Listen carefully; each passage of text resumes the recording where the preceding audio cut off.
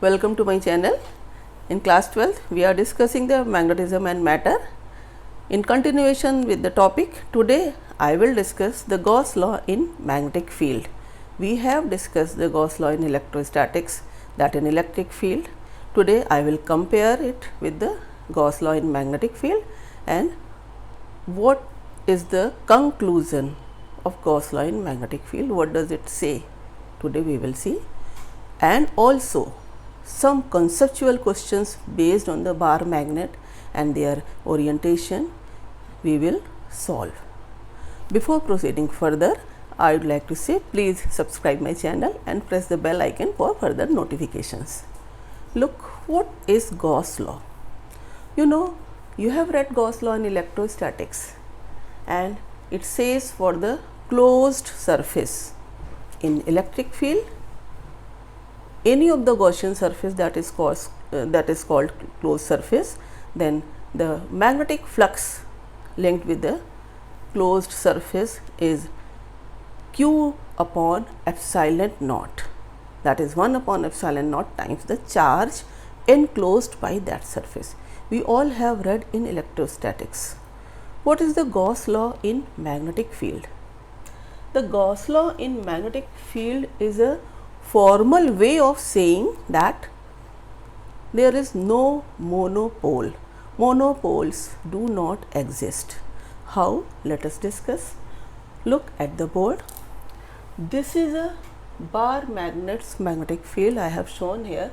This is the north pole, this is the south pole, and we have read previously the main difference between electric field line and magnetic field line is that magnetic field lines form the closed loops, while in case of this is electric dipole, this is here that electric field lines originate from positive charge and the end stops at the negative charge. What is the difference? That they do not go again from this negative to positive charge like in a magnet from north to south pole outside the magnet and inside from south to north. And this makes a basic difference in the Gauss theorem, in that conclusion of Gauss theorem that no monopole exists. How? The Gauss theorem says that net magnetic flux through any closed surface is 0. Then we have to prove it. We have to suppose a closed surface. Suppose in this bar magnet, this is the Gaussian surface taken here. It is shown by Gaussian surface 2, and this is the Gaussian surface shown by the Gaussian surface 1. Look that in case of Gaussian surface 1, it is visible. I have shown only these two are showing the closed loops, otherwise all are forming the closed loops. So since in this Gaussian surface there is no pole, so it's easy that it does not enclose any pole. So integral of a closed loop is 0 for the magnetic field. Here in case of second Gaussian surface, it is drawn like this. Look, I am showing here. It is shown here that this second Gaussian surface encloses this pole, north pole. Then we can say that it is enclosing one pole. But look, since magnetic field lines form closed loops, then all the field lines, they are supposed to be entering in this loop at its bottom. What can we say? That south pole must be associated with the lower boundary of this closed surface. That is, magnetic lines enter here. Hence, this loop encloses magnetic dipole, not only the single north pole. It means the net flux through the closed Gaussian surface 2 is also 0. Here, in case of electrostatic electric dipole, we have seen that Gauss theorem says that line integral of magnetic flux E dot ds electric field around closed surface is q naught upon epsilon naught, and this is the electric flux. We can say here that this Gaussian surface, this in case of electric field, it encloses a positive charge and single positive charge exists. Isolated point charge exists. So, it is this q upon epsilon naught. In case of Gauss law in magnetic field, due to these two explanations, we can say that there can be no magnetic flux through any closed surface, because net magnetic charge, this qm is magnetic charge enclosed. Yeah, we can say that this magnetic charge or north pole is enclosed. So, there will be some magnetic flux. Why not? Because of this reason. Why? That magnetic field lines form closed loop. So, at the bottom of this closed loop, lines are entering. It means it includes both north and south pole, because the magnetic field lines enter through the south pole and they originate from north pole. Secondly, what is the next conclusion? That simplest magnetic structure which can exist and therefore be enclosed by a Gaussian surface is dipole. Look here, it seems to be that only north pole is here, but since the lines for magnetic field lines enter, so south pole also exists there. So, simple magnetic dipole is supposed to be enclosed by the Gaussian surface. So, the simplest magnetic structure is what? A magnetic dipole. Its poles, north and south poles, can't be separated. Therefore, we can say that for this surface or any surface, flux in equal to flux out. So, what is net flux? 0. That is why this is written for magnetic field. The Gauss law is given in this way. Now, one question is asked that if isolated monopoles, it is true that they do not exist, but if magnetic monopoles would existed, then what will be the modified Gauss theorem? Look, the modified Gauss theorem will be this much. Here the comparison arises. What is the constant here in magnetic field? Mu naught. What is the constant here in electric field? Epsilon naught. This is permittivity of free space. This is permeability of free space. So, if single monopole, magnetic monopole would existed, then this is the modified form of Gauss law. Mu naught into qm. What is qm? This qm is the magnetic charge. So, in this way, I hope that the difference of Gauss theorem in magnetic field as well as in electric field you must have understood. Now, there are some questions based on the bar magnets. Suppose, first question I am saying here, look, there are two identical pieces. One is out of these two, one is of simple iron piece and other is magnet, bar magnet. Without taking the help of third thing, any external thing, how will you find that which one is magnet and which one is iron? What will you do? You know the property of bar magnet? Bar magnet has maximum magnetic field strength at its ends that are poles, magnetic poles, and minimum negligible at its center. Look, how will you solve this problem? You don't know which is magnet and which is iron.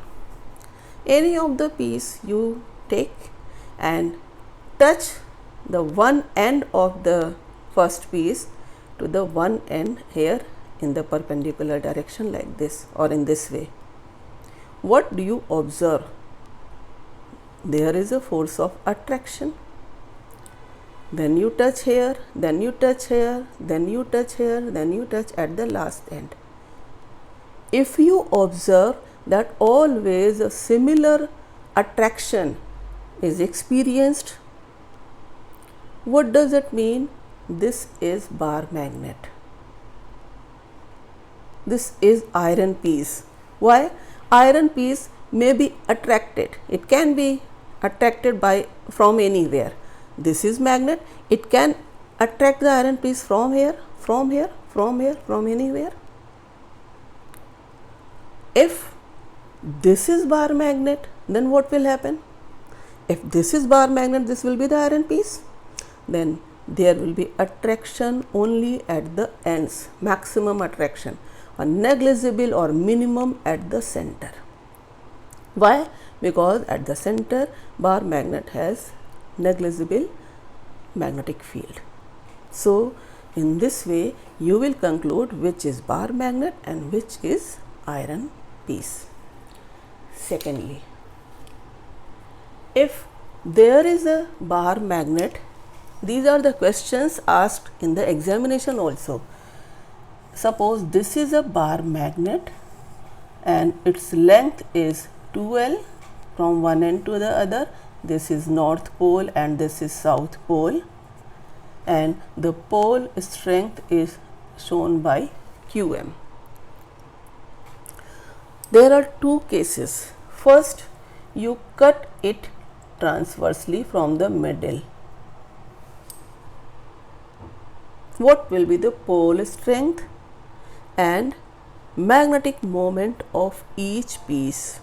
Look here that for this magnet, initially magnetic moment is given by Qm into 2L. This magnetic moment is a vector quantity. It is directed in the bar magnet from south towards north pole. This is the magnetic moment of this bar magnet.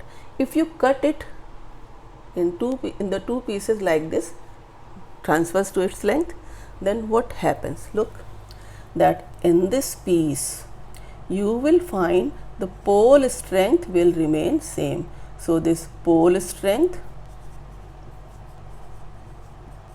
same, it will be here Ns and another magnet of the half of the length than previous, having this S and this N. So for each piece, what will be the magnetic moment here? This M dash will you find here that this will be the Qm into L. Here for the same you will find magnetic moment Qm into L, that is half from the initial. So magnetic moment of the each piece you will write like this. Similarly, in the second case, if you cut the magnet longitudinally, suppose the magnet is cut like this into two equal parts, then for M dash what will you write? The Qm will become Qm by 2, because the pole strength will be divided into two parts, two equal parts, into what will be the length? The whole length is 2L, it will remain 2L. Then again what will you find that magnetic moment is QML in both the cases. So in this way you have to think what is asked, then from basic concept you can solve that for each piece this is the magnetic moment of each piece. So another question. In this question it is said that there are two bar magnets placed in such a way that a common point is there for one magnet in the end on position, suppose this is the bar magnet, and from this midpoint up to the distance here, suppose another bar magnet is placed, identical bar magnets are these two, it is placed like this. And what is given here, that if this is the south pole of the magnet, this is north pole of the magnet, here this is the south pole and this is the north pole, then from this to total distance, this distance is given r, and the midpoint is P, at which you have to find the net magnetic field. What is the fundamental thing? Look, this P is for the first magnet and this is the second, both are identical, but for the first magnet P is in the end on position, axial position. So what will be its magnetic field? Look here, the magnetic field for at point P due to end on position, what will you write? B1, suppose mu naught upon 4 pi 2m upon r by 2 whole cube. If you remember the formula, at the same point P, what will be the magnetic moment, the magnetic field due to this magnet? You know, the P is at the right bisector, transverse position, then you write B2, the magnetic field at P due to the second magnet. Similarly, half of the first, this will be r by 2 whole cube. This distance at the P from the center of the magnet is r by 2 in both the cases. What will be the resultant? You know, magnetic field is a vector quantity. Then what you have to do? You have to show the direction. You know, in transverse position, the magnetic field is shown like this. This is B2. And in the axial position, what is the magnetic field shown? The direction of magnetic field is shown like this. This vector is bigger because magnetic field associated with this is twice of the first one. So this I have taken B1. Now the simple case, find the resultant. How will you find the resultant?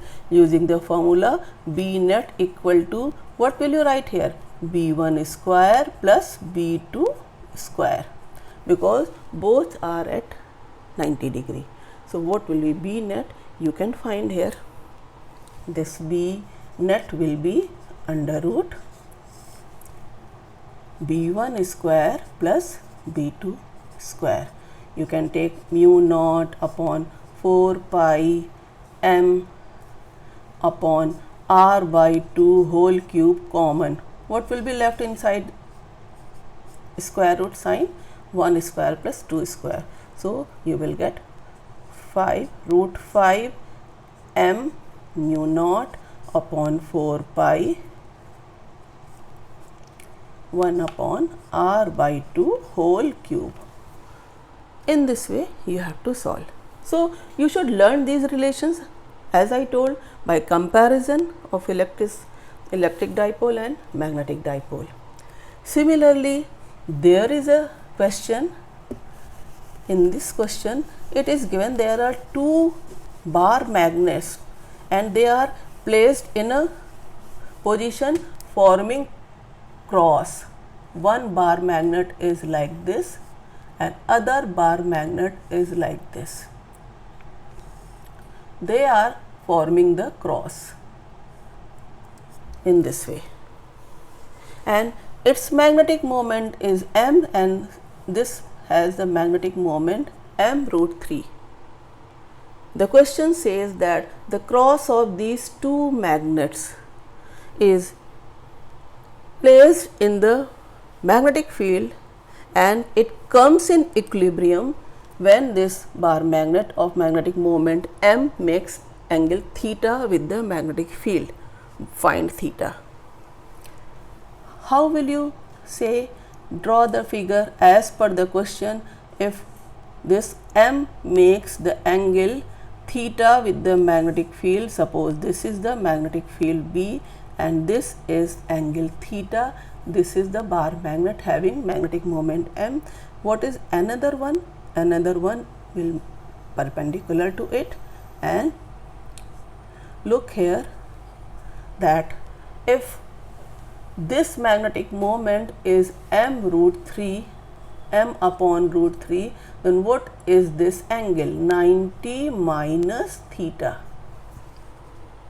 Similar, if you draw the figure as per the question given, you will be able to solve.